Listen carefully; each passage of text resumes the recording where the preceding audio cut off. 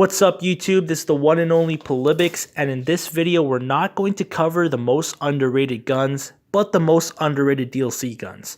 Guns I don't see people using very often, but they're actually super awesome and a lot of fun to use if you have the right class setups and enough practice with these guns. They're actually going to do an awesome job.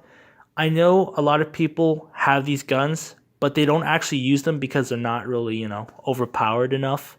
But before we get into this, I want you guys to remember, what was your first DLC gun in this game? And is it in this top 5 list? Let's begin.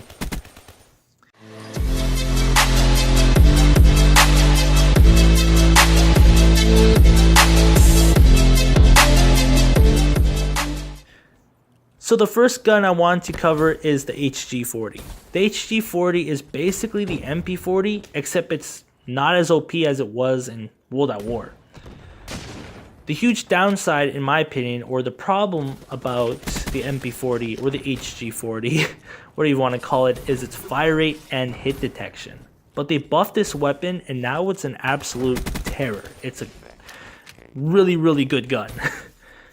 This gun could go up against Kuda and VMP because of that damage and range. I forgot if this weapon was a 3 or 4 shot kill, but all I know, it's pretty darn good. In this gameplay, I was using BOA 3 quick draw grip and stock, and I'm telling you, you guys gotta try this weapon out. It's really good. It's like an SMG version of the Man of War, because they do have very similar fire rate. I'm guessing the reason why no one uses any of these weapons, including the HG40, because so many players would rather use weapons like the XMC or M8. Because that's what everyone would find the most deadly out of all the assault rifles or submachine guns. Because they're just too good. The XMC or M8, they literally took over the entire game. But the HG40 seems to have good accuracy for an SMG, being able to kill targets, enemies effectively from close to medium ranges, but be cautious of M8 or Man of War users at long ranges, because if you're going up against long range head glitching AR users, the chances of you winning your gunfights are pretty low. When this gun first came out, I was pretty excited, but it was also a DLC weapon from Advanced Warfare. Unfortunately, I never got to play with it because back then I didn't care that much about DLC weapons back in Advanced Warfare. But when the HG40 came out, it was not very good. But after the patch, it became an absolute dominant weapon. So again, I highly recommend you try this awesome weapon out. Moving on to the next weapon, which will be the LV8 Basilisk. This weapon is absolutely disgusting. It's like really good. I don't know why no one uses it. It's got a really fast fire rate and it's got very low recoil. It competes against SMGs like up close. It does have a downside on it though. Like it does have a charge delay, which is a little bit of a problem. But I'll give you guys one tip on this weapon, which will be to pre-aim around corners and get prepared for gunfights, because this weapon has a charge delay, like what I just said before, and that's a huge issue sometimes. But just imagine the weapon without the charge. It would probably beat the VMP up close, or maybe even the PPSH. I don't run the optics on this weapon. And a very interesting thing about this weapon, about the LV8 Basilisk, is that it's the only rifle that does not allow you to equip a Varix 3 sight. However, this gun is still amazing. I highly recommend you use this gun if you have it. Unfortunately, a lot of people don't have many DLC guns, but hopefully in BO4 they could change the whole system of supply drops or make it much easier to get weapons. Because I would love to use new guns in the new Black Ops 4 and try them out. However, try this gun using quick draw, grip, and stock. That's what I'm using with it in this gameplay. But trust me, use this gun and you'll start melting people. It's insanely good. I don't know. just try it out. Moving on to the next weapon, which is the HLX4. Now, I was deciding if I should have put the DIY11 Renovator at 3rd place, but the HLX4 in my opinion might be up there on this list. This is probably my favorite SMG alongside the HG40 because of that damage and fire rate that this weapon has. And oh boy, it kills insanely fast. If I was going up against VMP users on Domination, this is the weapon I would use. It's basically a hybrid of the Vector SMG and the M1216 shotgun from Black Ops 2. Because it's got a similar fire rate and iron sights of a Vector, but it's got the same cockback animation of an M1216 shotgun. Except this weapon, every time you finish firing your rounds, it will cock back and rechamber, which is a downside. But imagine this weapon without the cockback animation. It would probably be the VMP's worst nightmare in my opinion. In this gameplay, I was using this weapon with Varix 3 and Suppressor. And this weapon with a Suppressor is so good, it's so much fun to use. Just sounds so cool with it as well.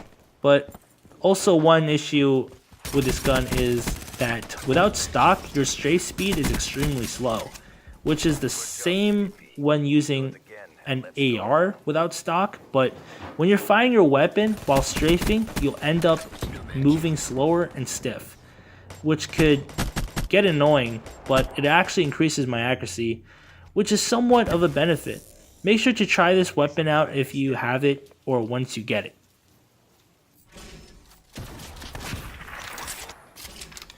The next weapon I want to cover is the Banshee Energy Shotgun, and this weapon is very unique. At first, once you've opened this weapon from a supply drop, you'd have probably chucked your controller all the way across the screen because who wants an energy shotgun for a supply drop weapon? You know, we want guns like the XMC or the what do you call it, the M16 or the KVK. We want those guns. We don't want the Banshee. But let me tell you what. Even though it's not the best shotgun out there, it's actually super good, and it's just so much fun to use. As you can see in this gameplay, I'm playing on a custom match that I'm playing with the Banshee, and I'm using laser sight, rapid fire, and fast mags. People debated if this was really a shotgun or a sniper rifle that shoots slow moving Kamehameha balls at you from a long range distance, but I would still consider it a shotgun, not only because it's classified as a shotgun, because it's mainly effective at close range, because the ball doesn't really need much speed to travel when you're approximately 1 foot away from your enemy. And same goes to the RFD 9, which is also an underrated gun, much like the LCAR 9 machine pistol. The Banshee is a lot of fun to use and deserves more recognition and use, because enough practice with this Banshee, this gun it'll be really strong and versatile. The final gun I want to cover is my favorite gun in this game, and probably one of my favorite ARs in all of Call of Duty, is the FAMAS, aka the FFAR in BO3. The FFAR was one weapon that did have a lot of recoil and it had a lot of recoil and a slow ADS speed, which made it hard to use for many good players. However, after the 1.26 or 1.27 update, the recoil was so much better and the overall gun became so much more usable. This gun is basically like the M1941 Johnson assault rifle from World War II because it's got the same fire rate and they both are very underrated. The FFAR, in the other hand, is a DLC gun that has been in BO3 since late 2016. And when the FAMAS was just released, they didn't want to make it the best gun in Black Ops 3 because the FAMAS in Black Ops 1 was the best gun in the game and absolutely hard to go up against.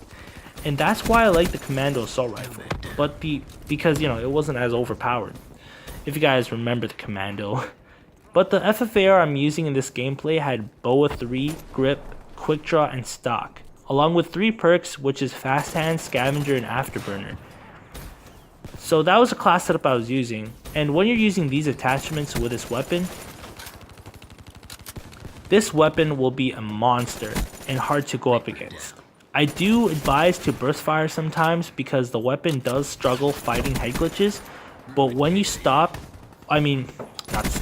when you slap on the BOA 3 and grip, you shouldn't have an issue at all. You don't have to use BOA 3, you could just use the iron sights and the gun will still perform amazing. This gun is my favorite because it's such a nostalgic weapon and it just feels so nice. You just have to try this gun, and I'm telling you, when you get used to its recoil, you'll end up killing enemies in milliseconds. Anyways guys, that is my top 5 list of underrated DLC guns in Black Ops 3. Let me know your list down below at the comment section. Subscribe and have an awesome day. Peace out.